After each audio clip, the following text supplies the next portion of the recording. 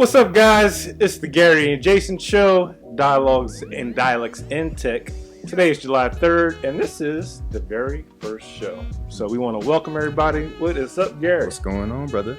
How's your day going? It's going great. I'm excited to be here. Glad you could make it. It's raining outside, but nevertheless, so if you hear some raindrops in the back, don't mind that.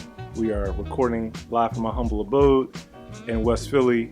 And we are very excited to, this has been a project that's been in the works for a while, so we're very excited to debut it.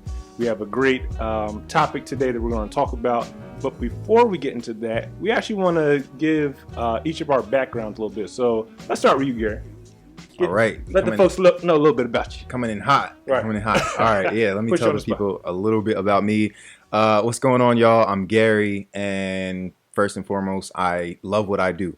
What do I do? I'm an entrepreneur, I'm an educator, and an ecosystem builder. So I do a lot of different things that allow me to put my creativity to work and just tap into my purpose and my passion for making a difference in the world. So I've been a startup founder, worked on tech startups. I've participated in pitch competitions. I've launched my own accelerator programs, won all types of awards and whatnot. But at the end of the day, for me, it's about solving problems and building a better world. Love it. Love it. Listen. This is the guy right here. You see my shirt, Afro Technologist? That's a cool shirt. Now, how do I get one of those shirts? We're gonna talk about that. All right. But I got one for you. Okay. But so for myself, self-taught programmer, probably about the age of 12. Started my first website development company when I was 16. Went to Howard, majored in finance, but kept doing the website thing. Then I got into, of course, app building, right? So the iPhone came out around 2004, 2007, I want to say. But eventually graduated from websites into apps. And so my first app is Katika. We launched back in 2018. And it was a way for people to find, or is a way for people to find Black-owned businesses. And so we're about to relaunch this fall. Very excited about that. And very much like yourself, I'm a Afro Technologist, meaning I build tech specifically for our people. Mm-hmm. So I love it. With that said, unapologetically. Oh no, it's important. Yeah, the deficit is too crazy. Mm-hmm. So we need that work. Yeah, for now. We're working on it. We're working on it. We're going to build that, like you said, ecosystem where everybody could, participate. But for right now, we got to build the digital Wakanda. That's it. That's what I like to call it. All right. So with that, let's go ahead and get into our topic for today. Let's do it. What are we talking about? From what we had a early discussion, Garry and I, about a lot of different things. What should be the first, topic of discussion? So we didn't know whether to start off with talking about startups or incubators, accelerators. But we said let's take a step back. Let's simplify things really quick and recognize what technology allows us to do or what it can represent. And the word that we settled on was freedom. Mm-hmm. And so I'll let you dig into that a little bit first. I love freedom. I love it too.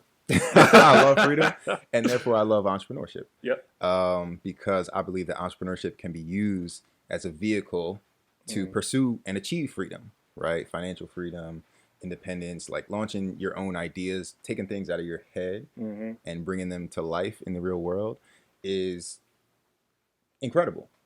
And nobody can take that from you, right? And regardless of what materials you have in front of you, technology enables us to, as we learn the languages, as we learn how to use and leverage technology, we can build things from scratch, like take these thoughts and ideas out of our head and create $1 million or $1 billion companies that go on to change the world, right? This is how we build generational wealth and impact for our communities. And that's why I love entrepreneurship, because at the end of the day, it's rooted in freedom and, pursuit of happiness for everybody. Like whatever your goal is, you can achieve it through entrepreneurship.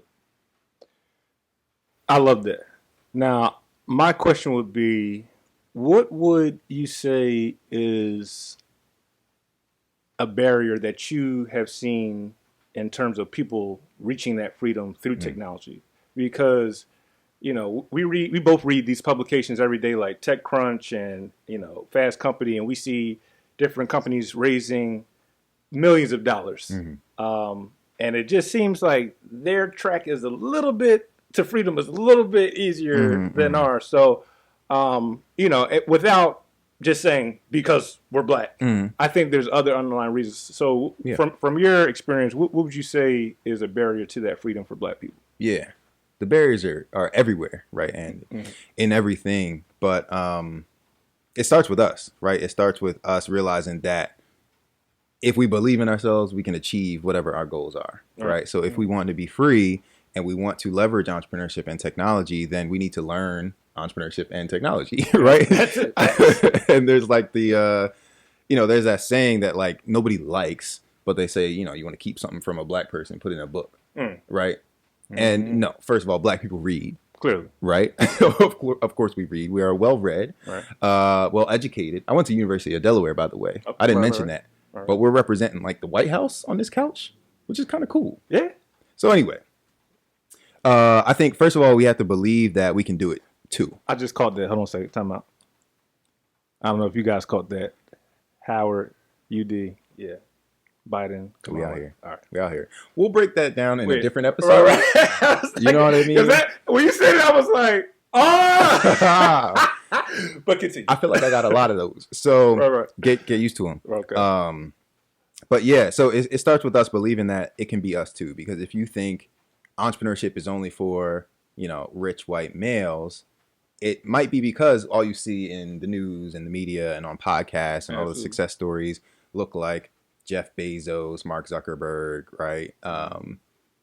Jack Dorsey, all white guys, like leading the billion-dollar, trillion-dollar companies that are the tech giants of the world. Yep. And that sort of puts something in your mind where it's like, okay, that's what success in that space looks like. Right. So until you see someone operating successfully in this space, you don't see yourself represented. You don't think, okay, that can be me. So first and foremost, like, it takes people just saying, you know what, I can do that too, regardless of if they look like me or not. I can do it. I will do it. We're both doing it in our own arenas. And I think that, the beauty of what's going on today is there are a lot more black people succeeding in tech, raising money, launching their own investment funds to invest in people that look like us. That's right. So I think, what it really boils down to is it starts with us believing in ourselves, because the barriers are going to exist in, whether it's in tech or education, nonprofit, it doesn't matter. Any sector. Racism is everywhere. Right. But we don't let that stop us. Absolutely not. What's your view on it? So for me, and it kind of speaks to the first version of Katika, I looked at technology as a way to connect the diaspora, right? So despite, the atrocities that happened, during the transatlantic slave trade, so you fast forward to today, 2021, technology is universal. And when you look at the diaspora, it's like we can all be connected through that. Cell phones have a 98% penetration rate in Africa. Like, that's their equivalent of like laptops and desktops, etc. So for me, technology represented a way to really reconnect, again, the diaspora, but then take it a step further to economics, right? So how can we all come up together through leveraging technology, and building, as you mentioned earlier, like an ecosystem. So our idea was to create a transatlantic economy, if you will. So if I'm in America, can I buy products from South Africa? If I'm in the Caribbean, can I buy products, from folks in the UK or something, right? We have a lot of Caribbean folks in the UK. So for freedom for me, and technology, I would also say, so there's a lot of different industries, right? You have fintech, you have ed tech. So technology has penetrated a lot of traditional industries. But what that's allowed to happen is folks can start a business or a company in those industries. So whereas before it may have taken, I don't know, $100,000 to start a healthcare company, you might be able to start a healthcare company with $5,000. I know that sounds crazy, but the economies of scale have really changed that much. And so, yeah, if we're able to leverage technology, there's a way for us to become economically free, health-wise free, mentally free, education-wise free. So I believe that that's ultimately going to be our saving grace. I mean, it's literally like in our hands. We use it every day, but how do people use it, right? So if you're going on your phone and you're just scrolling on, Instagram, Twitter, and you're just absorbing content, you're not producing content, you're not producing anything of value, then, you're not going to see any effective change. But if you flip that, get more educated in entrepreneurship, learn a coding skill or how to design, now you have some skin in the game, and you may not even run the company, but you could work for a startup company, and be a part of it, something special. So I would surmise that, yeah, I think we should definitely be leveraging technology in order to reach levels of freedom in all areas of our lives. I agree. And I mean, tech is in everything, right? So Right. even if somebody is like, oh, I'm not in tech, I want to start a business, but it's going to be, a traditional small business. Well, okay, guess what? You want to open an apparel line, right? You want to start an apparel line and have your own hats and your own t-shirts. You're probably going to sell that stuff on a website, right? Facts. That is technology. You have a tech startup.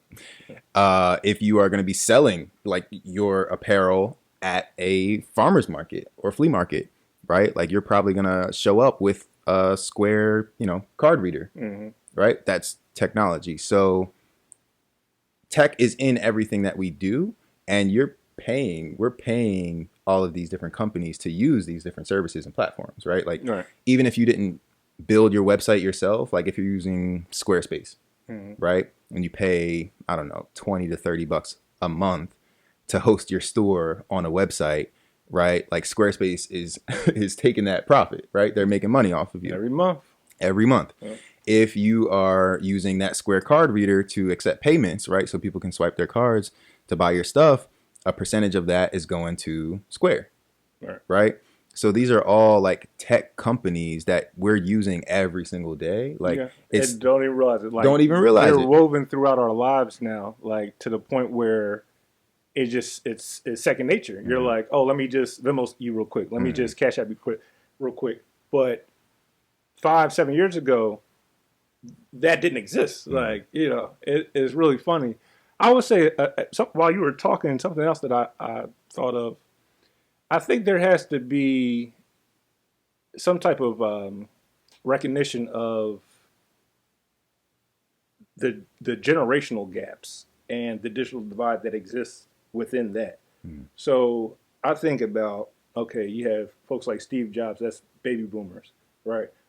Where are our equivalent of like black baby boomers that in tech that you can like really put up? Like you see a commercial here and there. Now they're trying to, show like, oh, this person worked for, IBM back in the day. He made a cell phone or something. I don't know, part of something, but it's like we really don't have, like to your point, those figures that you could go and point to and be like, that's a guy who made it in tech. So you go down the line after, baby boomer, what, Gen X. That's like Elon Musk and that generation, Peter Thiel, people that invented PayPal, YouTube, that's their era. eBay, that's that era. Where were our websites during that era? Non-existent. Go to the next generation, millennials. Now you got social media, Mark Zuckerberg, Snapchat, different things like that. It's like, so I don't know. If you do this exercise, you just see that there's a digital divide, and then just a lack of representation from generation to generation to generation. And so now we find ourselves in 2021. Everybody's like, hey, we're raising these funds for black tech startups, but where are they? We can't find them. It's like, well, the startups. Now, granted, now they're starting to come out like, hey, I'm here. We do exist, but there has to be a level of support from within our community for our startups. So because there's such a deficit of knowledge of technology from an older generation, they don't have, they do have the capital to invest, but they're hesitant because they don't understand the platforms or the different dynamics of technology. So I think that's also like a barrier, if you will, for entry, if you will. Yeah. No, I agree.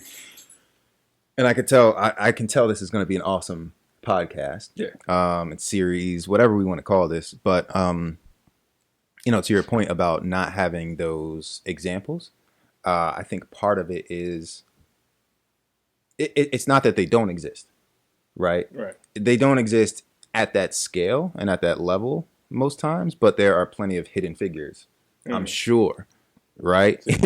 Yes, in all of these spaces. Right. And we think about, even with PayPal, right? They call that group the PayPal Mafia. Yep.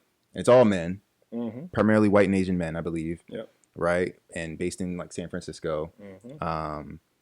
But if they were to make a movie and look through the lens of hidden figures, I know for a fact there's a bunch of people, women, black and brown people, that should have been included in that story. Okay. That were not. Kind of just put to the side. Got you. In some way or another. Yeah. Right. Gotcha. I mean, we've got, and I would love for us to do our own research and come back with like, hey, here's a black man that helped, start the internet. Right. There's a book called Race for the Net that I have to look more into, that I believe is about a black man who basically invented the internet, right? And didn't get his. We will be back with that info. We got that. There's a woman named Shelley Archambault. I think she was the first black woman to work at a tech company, a large tech company in San Francisco or in Silicon Valley. And I believe it was Verizon. But again, something to circle back on. Yeah. Right. But I think it's like more people like that they're like, movies aren't made about them. You know what I mean? The books aren't written about them. That's why we make our own movies, write our own books. But I think that it's up to us to tell that story of, hey, here's successful people doing this, this, and this.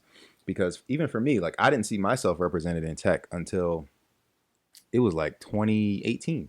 2018, I went to Afrotech. Okay. Actually went to Afrotech, conference put on by Blavity, company, black-owned tech company. And that was the first time, like, I flew out to San Francisco, and they had 2,000 black people. That must have been a sight.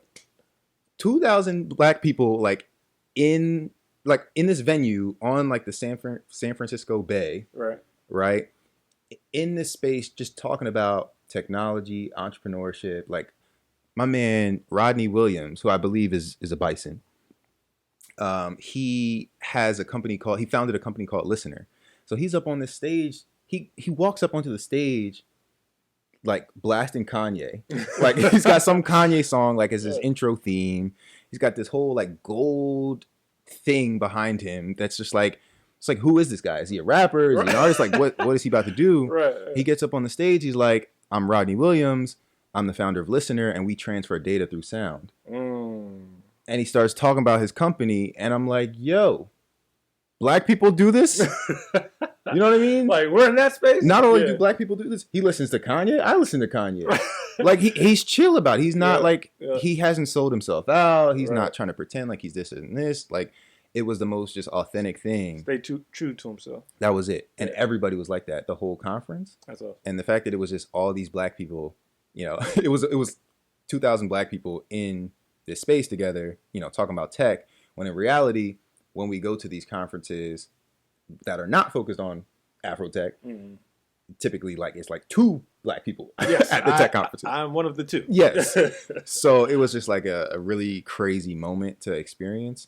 And just through that, I saw myself represented on different stages, like black women talking about user experience design, like something I was studying at UD, right? And the first time I saw myself, like, oh, I could go work at IDEO. I didn't even think that I could work at one of the leading consultancies in the world.